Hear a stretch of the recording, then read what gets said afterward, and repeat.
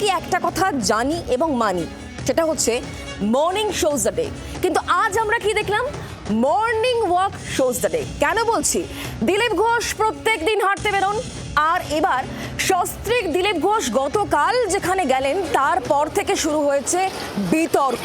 মুখ্যমন্ত্রীর সঙ্গে এক ফ্রেমে গতকাল আমরা দিলীপ ঘোষকে তার স্ত্রীর সঙ্গে দেখতে পেয়েছি, আর তারপর থেকেই বিতর্কের ঝড়, একের পর এক পোস্ট। তবে আজকে সকালবেলায় দিলীপ ঘোষ পাল্টা যা বললেন তারপরে কিন্তু আরও প্রশ্ন উঠতে শুরু করে দিয়েছে, আর সেই সমস্ত বিষয় নিয়ে আমরা অবশ্যই জানবো। তবে তার আগে শুনি আজকে মর্নিং ওয়াকে বেরিয়ে জি24 ঘন্টাকে এক্সক্লুসিভ দিলীপ ঘোষ কি বলেছেন।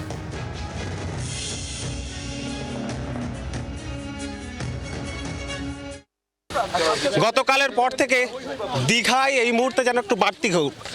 মর্নিং ওয়াকে বেরিয়েছেন দিলীপ ঘোষ, গতকালের পর এই মুহূর্তে সরাসরি রয়েছেন আমাদের সঙ্গে দিলীপ দা গতকালের পরে যেন দীঘার সমুদ্রের ঢেউ বেড়ে গিয়েছে আপনার ঘটনায়, একেবারে সমালোচনার ঝড়ও বইছে, কিভাবে জবাব দেবেন? অনেকবার হয়েছে দিলীপ ঘোষকে নিয়ে সমালোচনা, পার্টির লোকেরা ভুল বোঝে। আমি প্রিন্সিপালে চলি, আমি সময় সময় যে শত্রু মিত্র পাল্টাই না, আমার নীতি পাল্টাই না, দলও পাল্টাই না।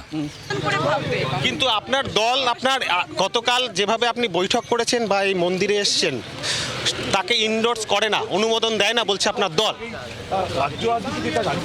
দলের অনুমতি নিয়ে আমি আসিনি তো, এখানে ব্যক্তিগতভাবে এসেছি।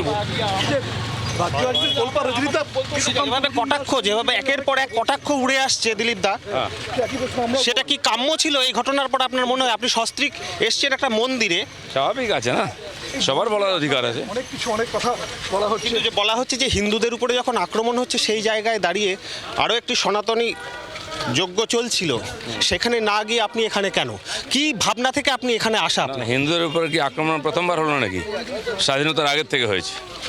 হিন্দুদের স্বার্থে লড়াই কে করেছে? দিলীপ ঘোষ করেছে। আজকে অনেক মেকি হিন্দু হয়ে গেছে, তারা হিন্দু প্রেমী দেখাচ্ছে। কাল পর্যন্ত তারা টুপি পরে নামাজ পড়েছে, ইফতার করেছে, তারা হিন্দু নেতা হয়ে যাচ্ছে তিলক লাগিয়ে দিয়ে। আমি টুপি পাল্টাই না, আমি তিলক পাল্টাই না, আমি জার্সি পাল্টাই না।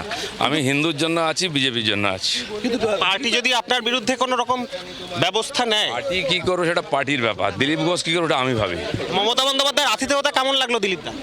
ঠিকই আছে, দীঘা বহুবার এসেছি, আমি আরেকবার এলাম। আর এই বিষয় নিয়ে আমরা কথা বলবো। কমলাক্ষ এই মুহূর্তে আমাদের সঙ্গে রয়েছেন, আমাদের প্রতিনিধি সরাসরি। কমলাক্ষ, একটা বিষয় খুব পরিষ্কার, দল যাই বলুক না কেন, দল বলছে এটা এন্ডোর্স দল করে না, কিন্তু দিলীপ ঘোষ তিনি তার মেজাজেই রয়েছেন, পরিষ্কার একেবারে।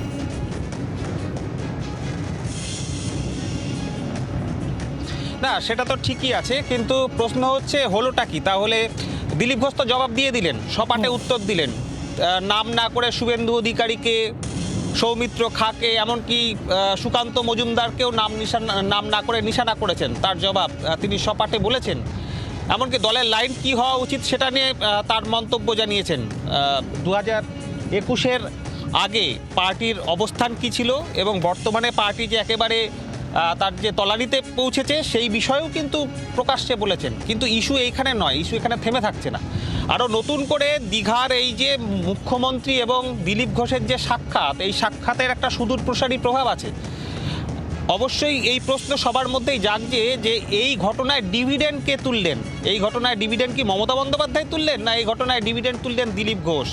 তার কারণ এই সাক্ষাতের পর যেভাবে বিজেপির বা গেরুয়া শিবিরের অন্দরে এই মুহূর্তে কাঁপুনি ধরেছে, তাতে একদিকে ডিভিডেন্ড তুললেন মমতা বন্দ্যোপাধ্যায়, সেটা মনেই হচ্ছে একটা শিবিরের। কারণ যেভাবে তৃণমূল কংগ্রেসের বা শাসক দলের একাধিক মন্ত্রী দিলীপ ঘোষকে এবং তার স্ত্রীকে নিয়ে মন্দিরে গতকাল তাদের যে পরিষেবার বহর দেখেছি, তাদের যে ব্যস্ততার বহর দেখেছি, তাতে মনে করা হচ্ছে যে এই বিষয়ে যথেষ্ট পরিকল্পনা ছিল যে দিলীপ ঘোষকে এবং সস্ত্রীক তিনি আসছেন মন্দিরে, তাকে যে বিশেষভাবে গুরুত্ব দেওয়া হবে তৃণমূল কংগ্রেসের শিবিরে, সেটা মুখ্যমন্ত্রীর সরাসরি নির্দেশ ছিল। তেমনটা সময়ের সঙ্গে সঙ্গে হয়তো এটা আরো পরিষ্কার হবে। তাহলে কে ডিভিডেন্ড তুললো, যে প্রশ্ন এই মুহূর্তে কমলাক্ষ আমাদের সামনে উত্থাপন করলো। কমলাক্ষ, ধন্যবাদ আমাদের সঙ্গে সরাসরি থাকার জন্য। বাংলার আওয়াজ, বাঙালির আবেগ, জি24 ঘন্টা।